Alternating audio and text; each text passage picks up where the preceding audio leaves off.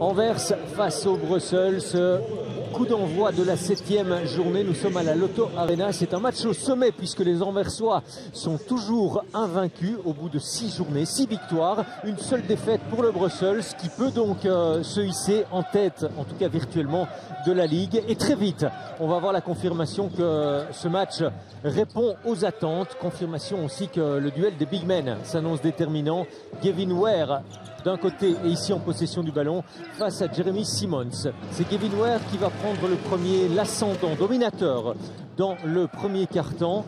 Les Anversois qui font valoir leur physique, beaucoup d'énergie. Ce sont eux qui prennent la tête. Ils vont virer à 21-15, mais la réaction, elle va venir de ces deux hommes. D'un côté, Dominic Loubry, de l'autre, Brandon Hubel. Ce sont les deux catalyseurs des Bruxellois dans le deuxième quart-temps.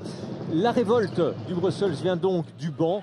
Brandon Hubel qui a joué à Anvers et qui va livrer un tout gros match dès la première mi-temps. 12 points de Loubry dans ce deuxième quart. Il y en aura 10 de Brandon Hubel qui atteint la mi-temps avec 15 unités. Si vous y ajoutez les 10 de Simons, ça fait 37 points pour ce trio bruxellois. Et ça explique pourquoi le Brussels mène 39-41 à la pause.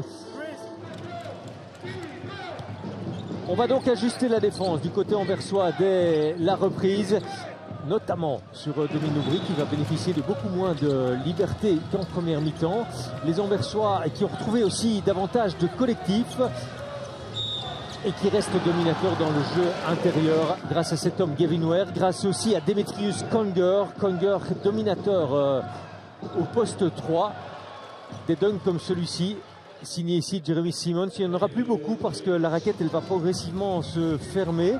Les Giants qui vont obtenir pas mal de lancers mais qui surtout vont s'y montrer davantage précis. 22 sur 27 au final pour Anvers à la ligne des lancers. Seulement 15 sur 26 pour le Brussels. Ça va finir par faire une différence. Bien sûr, Jason Clark est toujours là aussi. Il joue en leader.